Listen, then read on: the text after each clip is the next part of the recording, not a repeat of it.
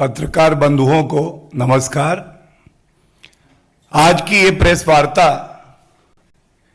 एक बहुत ही महत्वपूर्ण बिंदु पे की जा रही है। आप सभी लोगों को ज्ञात होगा कि कलकत्ता हाईकोर्ट ने जो पश्चिम बंगाल में चुनाव के परिणाम आने के बाद हिंसा हुई थी, उस पे एक अहम फैसला दिया है। ये जो फैसला है, ये 5 न्यायाधीशों की खंडपीठ ने दिया है। ये इसलिए और महत्वपूर्ण हो जाता है। और इसमें एक विशेष बात और भी है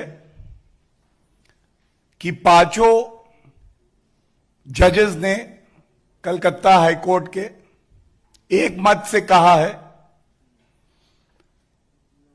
कि जो निर्दोष नागरिक पश्चिम बंगाल के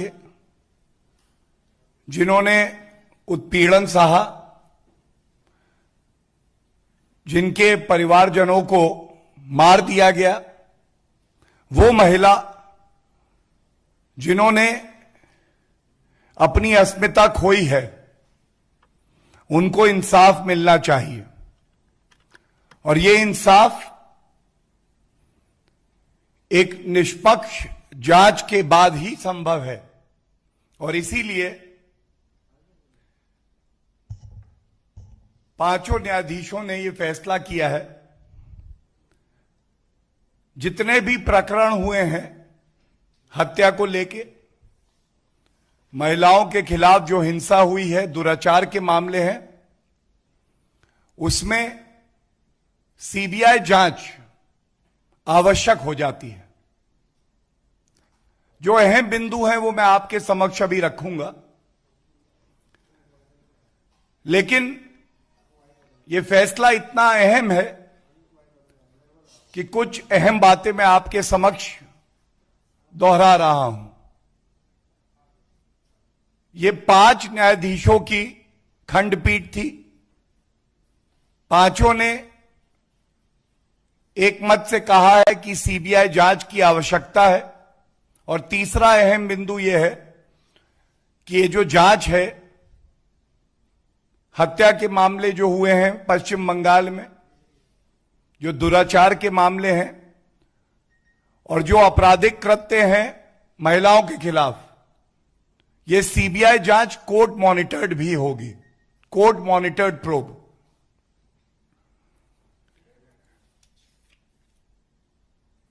2 मई पश्चिम बंगाल में कानून व्यवस्था गई।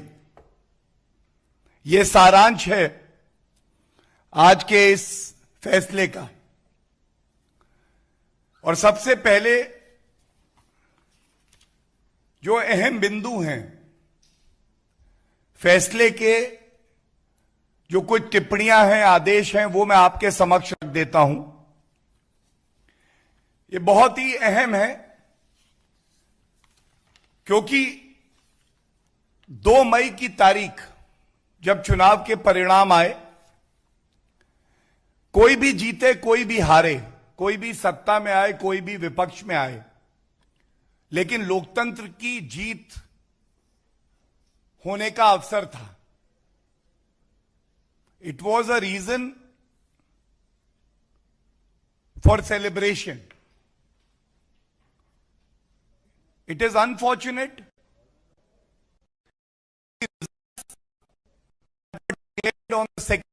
हत्या करेंगे, दुराचार करेंगे, और वो हमारा भाई बहन, उनका परिजन, कानून में आस्था रखने वाला नागरिक जब पुलिस स्टेशन जाता है और वो चाहता है उसकी कंप्लेंट लिखी जाए, और जो सर्वोच्च न्यायालय कहता है कि अगर संज्ञेय अपराध है तो पुलिस के पास सिर्फ एक ही रास्ता है, एफआईआर दर्ज करने का। हत्या, दुराचार संगीन अपराध है, उनकी एफआईआर भी नहीं लिखी जाती है और साथ में उनको धमकाया जाता है। ये जजमेंट आज कहता है, ये आज हाईकोर्ट कहता है। number of cases of murder are sought to be claimed as natural death without recording FIRs and the investigations of cases as per procedure established by law. हत्या हो गई, हत्या का ये जो कृत्य है इसे आप नहीं रोक पाई। आप मुख्यमंत्री थी ममता बनर्जी जी,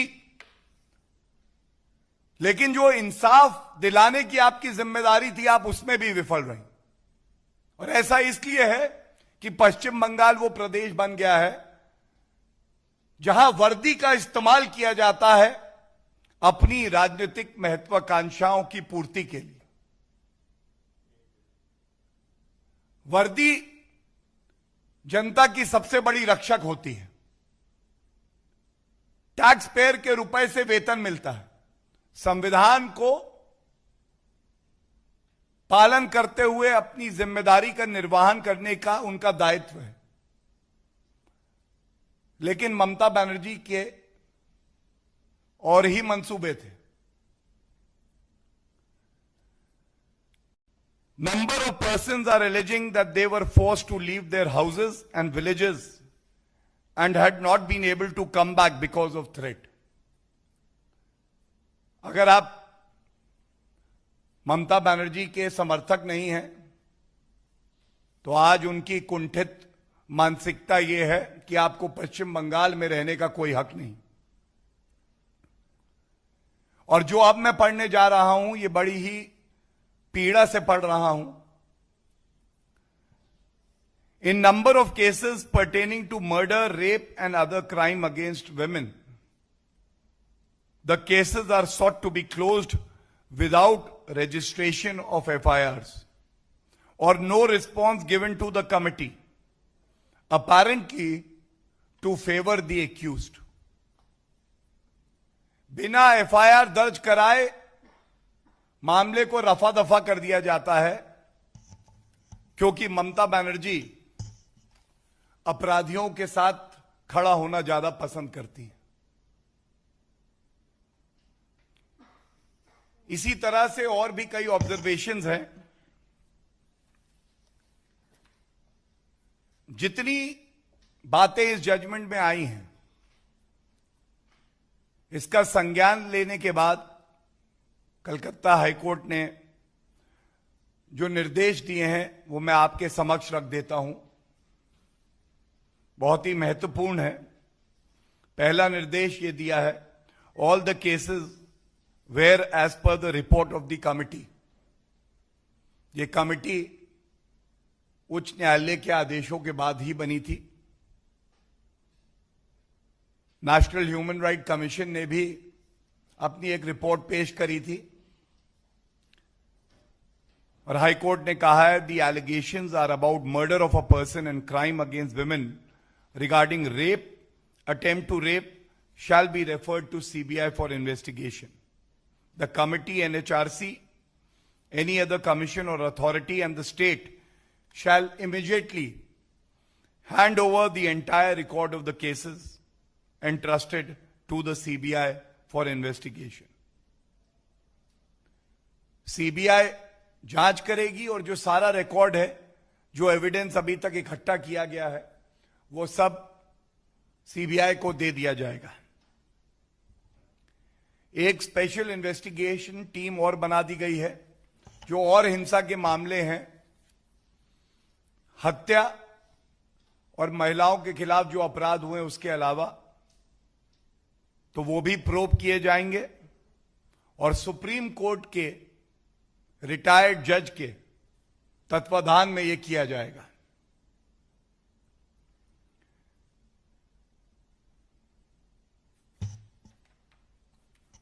भारतीय जनता पार्टी ने यह मुद्दा पुरजोर तरीके से उठाया। हमारी पार्टी के राष्ट्रीय अध्यक्ष श्री JP नड्डा जी जब ये हिंसा की खबरें आई तो खुद पश्चिम बंगाल गए और भारतीय जनता पार्टी का मकसद केवल एक था कि ये जो पीड़ित परिवार हैं, ये जो महिलाएं हैं जिनकी अस्मिता के साथ खिलवाड़ हुआ है, भारतीय जनता पार्टी प्रतिबद्ध थी कि उनको इंसाफ मिले और हमारी ये भी मांग रही थी, कुछ ऐसे पीड़ित परिवार भी हैं जिनकी आर्थिक हालत बहुत मजबूत नहीं थी, तो उनको सहायता भी दी जाए। और मुझे ये कहना है कि आज पश्चिम बंगाल की कलकत्ता हाईकोर्ट ने इस बात को भी अपने आदेश में लिखा है कि ये जितने पीड़ित परिवार हैं उनको कॉम्पनसेशन दिया जाए। ये टाइम बाउंड विवेचना होगी, ये भी सुनिश्चित किया है कोर्ट ने और कहा है कि 6 सप्ताह के भीतर भीतर सीबीआई और एसआईटी उच्च न्यायालय के समक्ष अपनी स्टेटस रिपोर्ट पेश करेगी। और बहुत ही महत्वपूर्ण एक और निर्देश ये दिया है कि सभी अथॉरिटीज, सभी एजेंसीज सीबीआई और एसआईटी के साथ कोऑपरेट करेंगी, कोई दखल बर्दाश्त नहीं की जाएगी। यह सारांश था जो उच्च न्यायालय ने आज कहा है। और इस लोकतंत्र में हमारे संविधान निर्माताओं ने हमें ऐसा संविधान दिया जिसमें कई स्तंभ होते हैं। भारी मन से यह कहूंगा, पहला दायित्व चुनी हुई सरकार का होता है कि वो अपने नागरिकों की रक्षा करे, उन्हें इंसाफ दिलाए। और यहां ममता बनर्जी विफल रही, फेल रही। उनको एक फेल्ड मुख्यमंत्री कहना गलत नहीं होगा। और पुनः न्यायपालिका ने दिखाया कि अगर कोई मुख्यमंत्री अपने संविधान की शपथ को भूल जाएगा, अराजक तत्वों के साथ खड़ा हो जाएगा, तो न्यायपालिका जरूर नागरिकों का सुरक्षा कवच बन के आगे आएगी। एक महत्वपूर्ण बिंदु यह भी है, जैसा मैंने पहले भी कहा, जैसे ही हिंसा की खबरें आई थी, हमारी पार्टी के अध्यक्ष श्री जेपी नड्डा जी तुरंत पश्चिम बंगाल गए थे। वहां पे उन्होंने बहनों के आंसू पोंछे, जो पीड़ित परिवार थे उनके साथ कंधे से कंधा मिला के खड़े रहे। और इससे सीख लेनी चाहिए और विपक्षी पार्टियों को भी कि ठीक है आप सत्ता में नहीं है, लेकिन विपक्ष की भी एक बहुत बड़ी जिम्मेदारी होती है। भारतीय जनता पार्टी को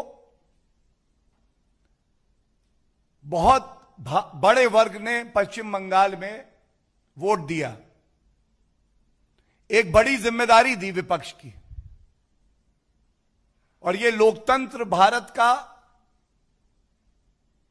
दर्शाता है कि एक विपक्ष क्या कर सकता है सकारात्मक रूप में। कोर्ट से लेकर सड़कों तक भारतीय जनता पार्टी ने आम जनता की लड़ाई लड़ी, इस मुद्दे को पुरजोर तरीके से उठाया और पुनः आपके माध्यम से जो भाई बहन हमारे पश्चिम बंगाल में हैं, उनको ये एक संदेश जरूर देना चाहेंगे, उनको इंसाफ मिले, ये हमारी प्राथमिकता है। हमारा कर्तव्य है कि हम आपके साथ खड़े रहें और जब तक आपको इंसाफ नहीं मिलता, भारतीय जनता पार्टी हर उस परिवार के साथ, हर उस पीड़िता के साथ खड़ी है जिसके साथ टीएमसी के गुंडों ने ममता बनर्जी ने अन्याय किया है।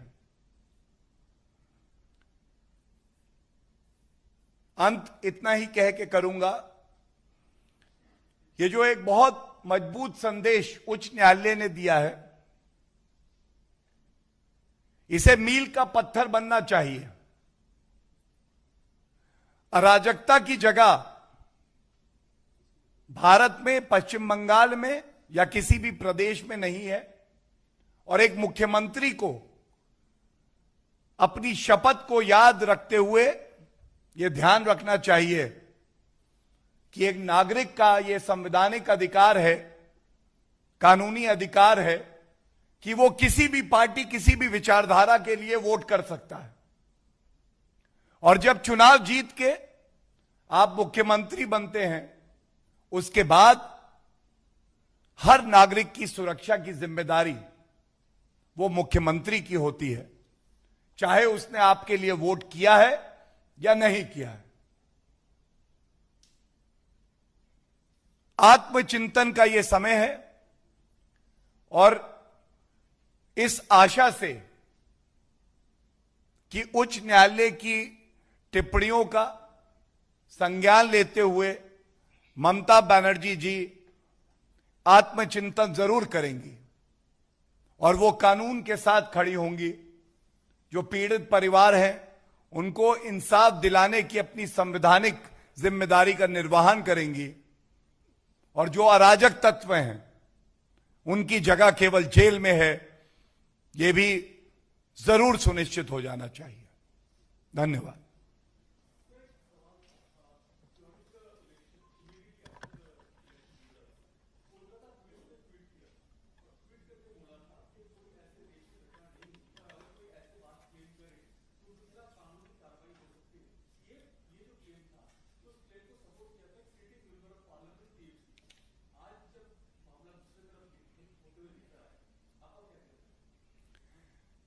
देखिए, मैं इतना ही कहूंगा, आज ये मायने नहीं रखता कि टीएमसी के सांसद क्या कहते हैं, ममता बनर्जी जी क्या कहती हैं। जब कोई चुनी हुई सरकार अपने दायित्व का निर्वहन नहीं करती है, तो हमारे संविधान में ये व्यवस्था है कि नागरिक के मूल अधिकारों का अगर हनन हो तो वो पुलिस के पास जाएगा, कंप्लेंट देगा, उसके बाद एफआईआर रजिस्टर होगी और एक निष्पक्ष जांच होगी।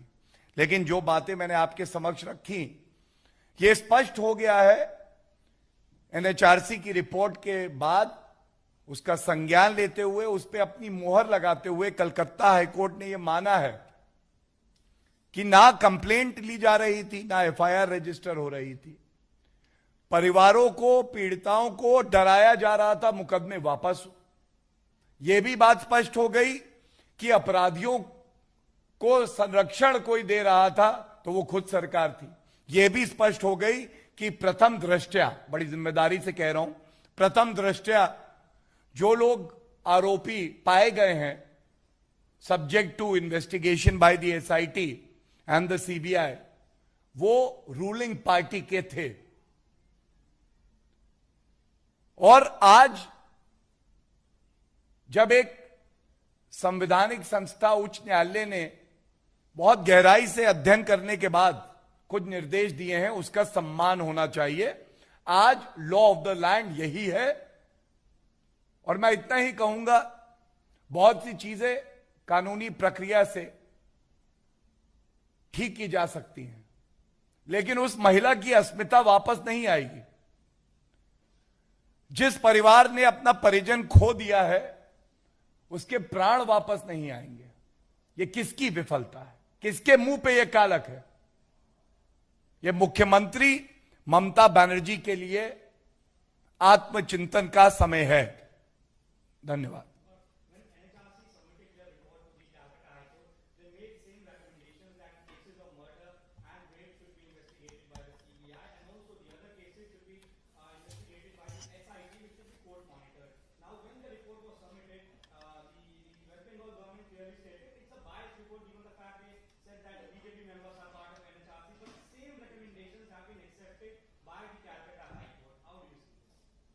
Thank you for asking me this question. because it would give me an opportunity to raise a larger point. The citizens exercise their right to vote. They are biased. The Election Commission of India, if you lose, is biased. If you win, it's fine. The Honorable Supreme Court, which is still seized with the matters pertaining to post-poll violence in West Bengal, according to the TMC, is biased.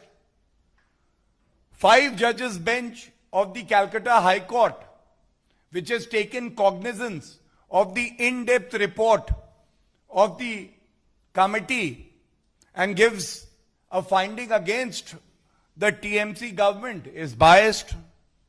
The Prime Minister of the country, who is serving the people of the country and West Bengal, is biased. The Bharatiya Janata Party, which is raising the issues which concern the common people of West Bengal, is again biased. The question is, who do you trust? If you do not trust the constitutional authorities of the country, the judicial system of the country, the citizens of West Bengal, then you have no right to govern the state. Anyone else?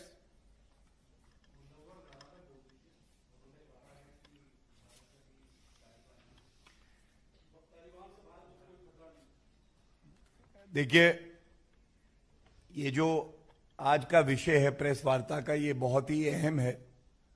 तो मैं इतना ही कहूंगा कि मैं इसी विषय पे बात करना चाहूंगा।